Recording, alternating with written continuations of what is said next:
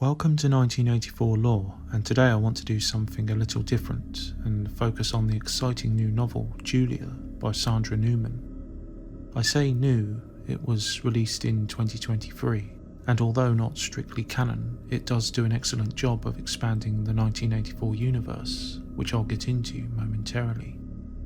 For this video today, I just want to talk in a non-spoiler way about broader points, pluses and minuses, and was it a good read overall. I will say straight off that yes, this is definitely worth a read or few. I enjoyed it and have read or listened through it a few times now, and as with other reading experiences, I do find myself discovering clever little touches I hadn't noticed in earlier reads. The author Sandra Newman is an American writer who's published 5 novels before Julia. The 5th one, called The Men, released in 2022, looks pretty interesting and is about a scenario in which all humans with a Y chromosome disappear, which is something to think about. A bit nutty, but a cool concept nonetheless. The 4th one also caught my eye. The Heavens, released in 2019, is about a woman who finds herself in Elizabethan England every night in her dreams and lives a second life as a Jewish poet, during which time she also befriends an obscure poet named William Shakespeare. So interesting stuff, and certainly promising in terms of her taking on this enterprise. So how has she done with Julia then? Well, before I get into the weeds of it, just what is Julia about? As indicated by the title, this novel is a retelling of the events of George Orwell's 1984 from the perspective of Julia, one of the 3 main characters from the original novel and the lover of Winston Smith. It's a great concept, and Newman does do a fantastic job of weaving into the familiar narrative a compelling story for Julia herself. This is one of the clever elements of the book that I like, the respect she has for the original plot and events. We do see a strict progression of familiar events and characters from Orwell's classic, and she doesn't in this sense veer away from the canon series of events, but she does also give it a different colour from the original too, which for me felt fresh and engaging without intruding on the original, but only up to a point which is important for me to say. Without divulging exactly how, I will say I'm not a fan of the overall direction of the Julia novel's interpretation of events, and there are a few twists that will likely cheer some readers and cause others to curse. I personally liked how Julia-oriented events were progressing in the book until around the time of the couple's early affair period. It's certainly interesting where the story does go from that point, but it wasn't really for me. One thing I will say as a con for me is the demystifying aspect of Julia. What I mean by this is Newman's tendency to fill in too much detail on issues Orwell addressed, but, at least to me, kept ambiguous. One of the great or frustrating things about Orwell's original, depending on your own taste, is that certain questions, characters and information are left open, and a lot of the lore is quite ambiguous. Obviously I can't directly reference specific subjects without signalling the change itself. However, a relatively harmless thing to point to is in names. In the original book, first names are actually quite rare. We do have Winston and Tom, that is Tom Parsons' first names, but a lot of characters don't have them, although interestingly it's Julia's second name that's missing for her. It's a small little detail, and with most characters it doesn't jar me that much. However, I did feel with O'Brien specifically. One example I will affirm was in Julia. I personally felt that revealing a first name didn't really serve any purpose. If anything, it demystified a character who was always distant and mysterious, which I think was what Orwell intended and made him more menacing and compelling as a result. With the original novel, the vagueness of a lot of things could be frustrating, and it would be cool sometimes to be able to grasp a definite answer, but at the same time, such a style of world building and writing also allows the imagination of the reader to fill in the gaps. Just look at the different views and theories fans of the book have on this channel in the comments section of the videos. A safe example here is on the question of the geopolitical reality of 1984. Many believe that Oceania, as depicted by the party, doesn't exist, but that the sway of Ingsoc is restricted to Great Britain. Others think the maps are accurate. There's no definitive answer in either work, but it's always good to leave some things in the mysterious category, at least in my opinion anyway. I would cautiously add to this though that in areas not really heavily explored by Orwell in the original, Newman does a stellar job of expanding the universe. Two prime examples of this are in the world of the proles and in the wider women's perspective. In the original, Winston doesn't really know much about the proles. Goldstein's book explains the party doesn't delve too deeply into their affairs and doesn't view them as a threat, hence the general apathy towards them. We do get much more on them in Julia, and Julia herself explores the prole districts of London. This is an area that I felt personally does improve on the original, as I always felt that interaction, even heavy and daily interaction between the two classes, was inevitable in terms of trade, so it gives it a kind of realism in that respect. We don't see much with Winston. He recalls the prostitute, he does have the conversation with the old prole in the pub, but not much more in the original. Charrington is not a good example, as we know he, like O'Brien, is ultimately playing a part and is not a true prole. There are heavily focused scenes on the prole quarters, and some new characters that genuinely add a depth that wasn't present in the original, and that I enjoyed. On the women's perspective, we are introduced to a couple of bigger minor characters, if that makes sense, and a slew of other minor ones too, that have the same effect of fleshing out the world in this unexplored dimension of the universe. In the original, Julia's living space and the other girls she resides with are only mentioned in passing, but in the novel this is obviously an important setting for Julia's own story. While on the subject of universe building, another welcomed addition from my perspective was a deeper dive into the culture of the inner party. We do see scenes in the inner party district aside from the original one in Orwell's work, and there are a series of additional inner party characters which I really appreciated. So this is another area which was lacking in Orwell's original. We only really got O'Brien, who himself was mysterious and only really features heavily in the final part of the book. Other inner party members are referenced, but next to nothing is known about them, or even O'Brien really. Going into the realm of characters specifically, on the negative side, I'd have to say I didn't like the plot path of Julia herself, which is not to necessarily hate on the deeper details and nuances of her character itself. Julia's background story is certainly welcome. There are detailed chapters going into her origins and childhood, how she came to be in London and a mechanic, etc. I personally think the path Newman took with Julia was a mistake, but I'm also betting many readers will love it too. So I think this is a kind of love it or hate it Marmite scenario here.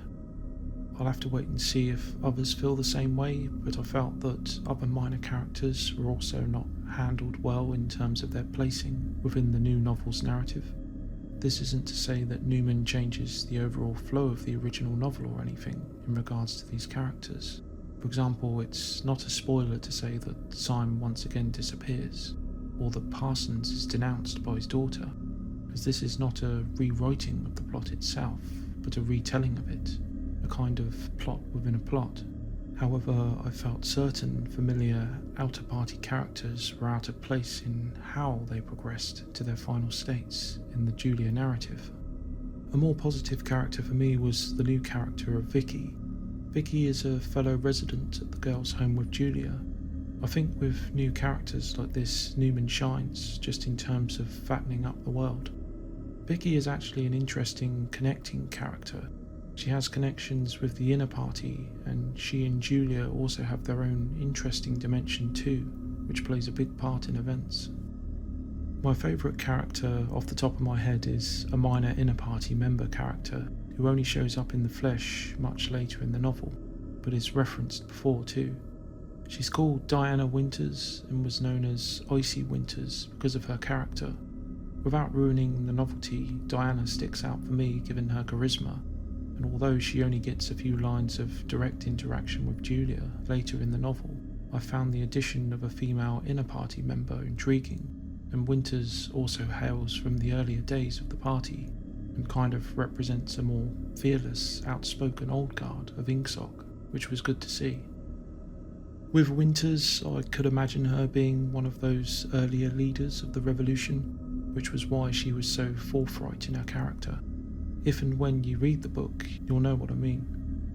Since she hailed from the pre-Ingsoc world, in fact she helped to abolish it, she fears nothing and just doesn't give much of a crap, which is something new since we only really had O'Brien and his very different personality in the original. I think her kind of character does make sense in this branch of the party. Many in that class would be brash and have a no-nonsense attitude. Going back to the negative for a moment, I haven't mentioned Winston Smith himself. In regards to Julia's version of Winston, I will say this novel does clarify her feelings for him. Again, this could be a plus or minus, given there's some theories that they're not really in love in the original novel, so I think it does a pretty good job of clarifying those feelings, although they're still complex. Given I'm obviously quite a fan of the original novel, and I do feel a little protective of Orwell's original masterpiece, it was always going to be difficult for any author taking on this kind of project to not slightly offend such people. Honestly, I thought Winston's depiction was okay. On a scale of 1 to 10, if I were being generous, I would rate it a 5, and if I'm being brutally honest, then perhaps a 4. I could see where Newman was going with how he is presented, and how he is presented does not necessarily fundamentally break with his conduct of events per se, but does frame him in a rather less heroic light. At times there does seem to be an underlying superiority complex thing surfacing in Julia's thoughts on him. He's often perceived as naive and even overtly negative at times.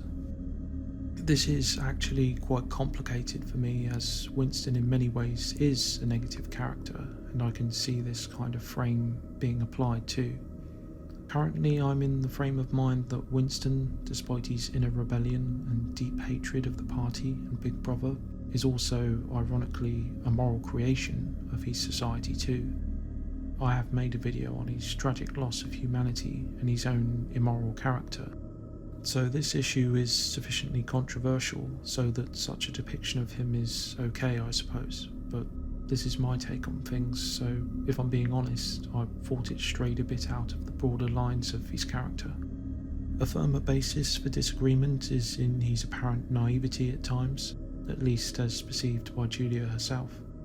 Newman is obviously a smart lady, and again I think I get where she's going with this, but I personally think the brush paints a bit too thickly with this aspect of the story.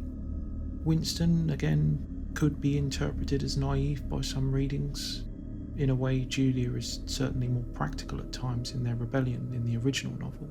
She's a bit more street smart, so to speak. Julia never really sees their affair as anything more than a personal thing, at least until Winston brings her to the meeting. In the original novel, Julia never really sees their affair as anything other than a personal thing. At least until Winston brings her to the meeting, she's only interested in her time with him. With Winston, on the other hand, though he obviously enjoys his time with Julia, and even arguably grows to love her over time, even this affair with Julia is a quasi-political act of defiance against the party, which just isn't the case with Julia.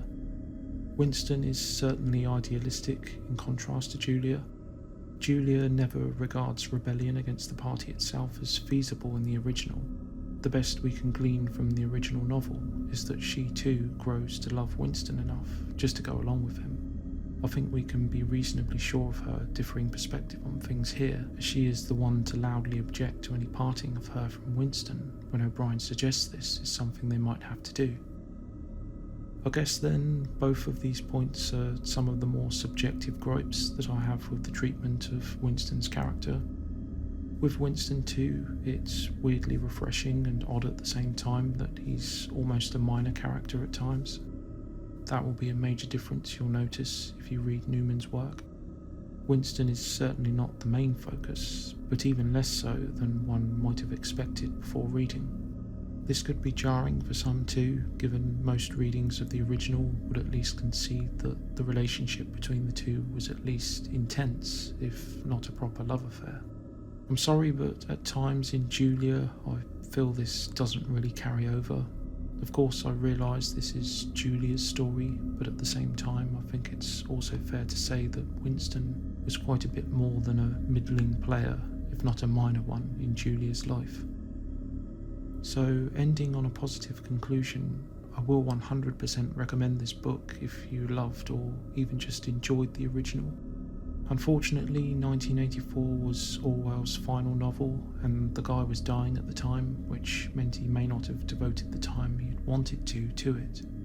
Though we can never have anything truly canon to expand the universe and lore of 1984, I believe Newman did write Julia with the explicit permission of the Orwell estate, or at least that's the word going around.